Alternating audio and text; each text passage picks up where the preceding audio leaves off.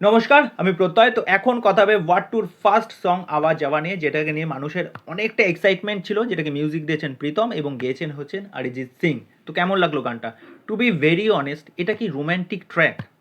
আমি প্রীতমকে এটা বলতে চাই, প্রীতমের মিউজিক ডে বাই ডে কতটা জঘন্য হয়ে যাচ্ছে, এবং আমি বিশ্বাস করতে পারছি না একটা রোম্যান্টিক গানের ক্ষেত্রে লিরিক্সটা কিন্তু প্রচণ্ড ম্যাটার করে। লিরিক্স লিখেছেন কিন্তু অমিতাভ ভট্টাচার্য, ওকে।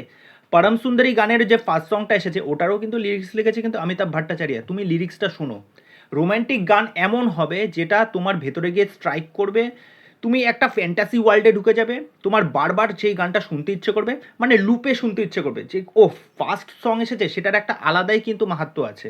তারা অন্যান্য যে কোনো সিনেমার ফার্স্ট সংটাকে শুনুন, তারা যে কোনো সিনেমার ক্ষেত্রে, আমি বলছি মেট্রো ইন্ডিনোর যদি ফার্স্ট সংটা হয়, ওকে, কতটা ভাইরাল হয়ে গেছিলো, পুরো রিলস এবং অন্যান্য জায়গায় কিন্তু প্রচণ্ড ট্রেন্ড করছিল। সাইয়ারার ফার্স্ট সংটা দেখো, রিলস এবং অন্যান্য জায়গায় পুরো ট্রেন্ডিং হয়ে গেছিলো।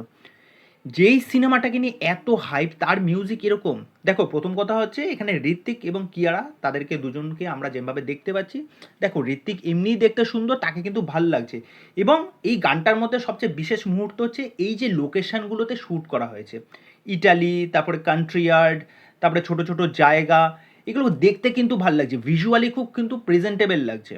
ঋত্বিক তো অ্যাজ ইউজুয়াল, তাকে যেরকম দেখতে আমরা তো জানি, গ্রিক গড, মানে সেই লেভেলের দেখতে। কিন্তু আমার মনে হচ্ছে ঋত্বিকের চোখ মুখ দেখে না একটু ক্লান্তি ভাব লাগছে, একটু শেফ টেফ করা দরকার ছিল। ঋত্বিককে তোমরা ভালো করে যদি লক্ষ্য করে দেখো, ঋত্বিকের যেন মধ্যে একটা এনার্জিই নেই।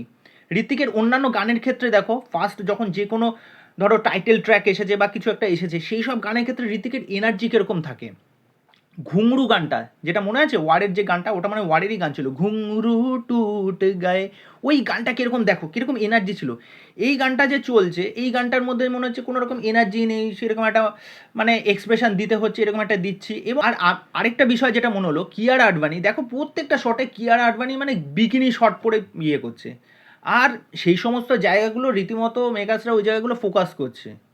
মানে সাউথ কবে হয়ে গেল? সাউথে এই জিনিসগুলো হয়ে থাকে, একটা ওই পেটের দৃশ্য, হ্যাঁ পেছনের দৃশ্য, আমি আর ডেসক্রাইব করে বলছি না, তোমরা বুঝতেই পারছো। কিয়ারা আডবাণীর শটটা দেখবে যখন ওই লেমন কালারের বিকিনিটা পরে যখন নামছে, স্প্রে করছে, ইয়ে করছে, ক্যামেরা অ্যাঙ্গেলটা ওরমভাবে দেখাচ্ছে।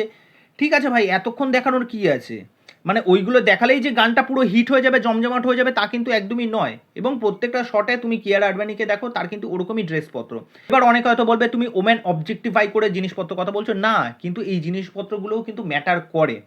তোমরা যদি দেখো দীপিকা পাড়ুকোনের সেই গানটা মনে আছে, ওটা মানে পাঠানের গানটা, যেটা আপনার সেই একটা গেরুয়া কালারের বিকিনি পরে, সেইটা নিয়ে কীরকম পরিমাণ প্রচণ্ড ট্রল হয়েছিল।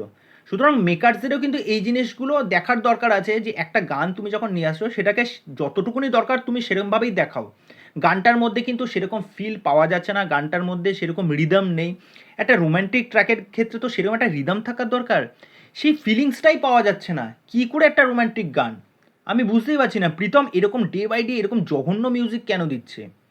একটা সিনেমার এতটা হাইপ রয়েছে, তার ফার্স্ট সংটা তুমি যখন নিয়ে আসছো, তুমি সেরকম চিন্তা ভাবনা করেই নিয়ে আসো। কিন্তু ওভারঅল গানটা যেরকম ভিজুয়ালি দেখতে লাগছে, সেটা কিন্তু ভাল লাগছে।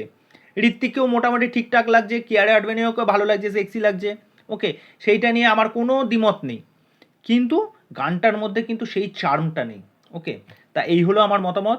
তা তোমাদের গানটা কেমন লাগলো সেটা আমাকে জানাতে পারো। আমি হয়তো অনেক খিস্তি খেতে চলেছি, অনেকে যারা ঋত্বিক রোশনের ফ্যান আছে তারা দিতেই পারে, কিন্তু আমার যেটা অনেস্ট ওপিনিয়ন আমি সেটা রাখলাম তোমাদের কাছে। এই বিষয়ে তোমাদের কি মতামত সেটা কমেন্ট করে জানাও। চলো, বাই।